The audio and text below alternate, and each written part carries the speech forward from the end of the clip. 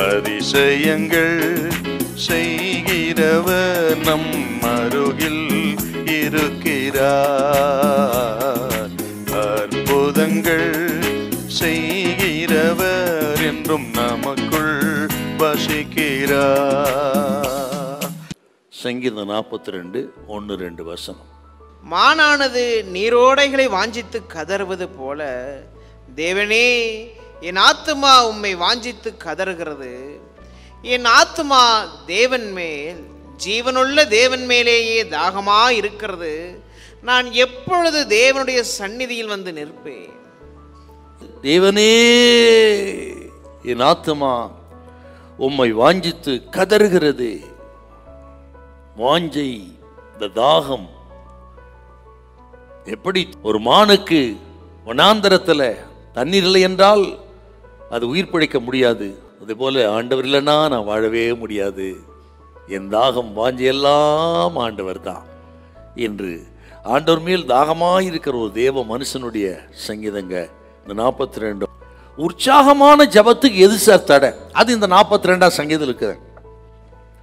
இந்த சங்கீதக்காரன் உற்சாகமானவர் தான், தாகம் நிறைந்தவர் தான், தேவனே தமிழ் தாகமா இருக்கிறவர் தான். ஆனால் அவருக்குள்ள ஒரு சோர்வு வந்து விட்டது, மனசோர்வு. நல்லா ஜெபிக்கிறவர், தேவன் மேல் தாகமா இருக்கிறவர், ஆனால் சில மன சோர்வுகள் அவர் தாகத்துக்கு இடையூறாக இருக்குது, விருப்பத்துக்கு இடையூறாக இருக்கிறது, உற்சாகமான ஜபத்துக்கு இடையூறாக இருக்குதுங்க. என்னன்னா, தனக்கு தேவை ஏற்படும் பொழுது தேவன் தூரமா இருக்கிறது போல அவர் நினைக்கிறார்.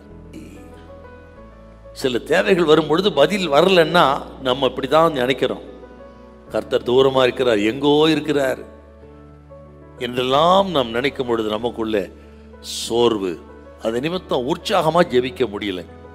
ஆனால் இன்றைக்கு ஆண்டவர் சொல்றாருங்க, ஒருவேளை சில அப்படி இருக்கலாம், ஆண்டவர் தூரமா இருக்கிறா, என் ஜெபத்தை கேட்கல, இவ்வளவு நாளா கேட்கல என்று கலங்கி, ஆண்டவரே நீ எங்கே இருக்கிறீர், நீ என்னோடு கூட அதெல்லாம் நடக்குமா என்று கலங்கி இருக்கலாம். கர்த்தர் சொல்றாருங்க, எப்ப நெருக்கப்படுகிறோமோ, எப்போது உடைக்கப்படுகிறோமோ அப்பொழுதெல்லாம் கர்த்தர் நம் அருகே இருக்கிறார்.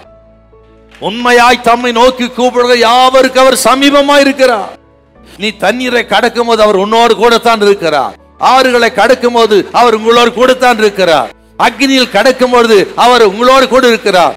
ஆகவே ஆறுகள் சேதப்படுத்தாது, தண்ணீர் சேதப்படுத்தாது, எந்த அக்னியும் நீ வெந்து போக இடம் தர மாட்டார். அக்னியை விழுவதற்கு முன்னமே அப்பன் இயேசு அங்கே உனக்காக காத்திருப்பார். அக்னி அவிழ்ந்து போகவே தவிர உன் தலைமுடிய ஒன்றாகிலும் கருகி போகாது.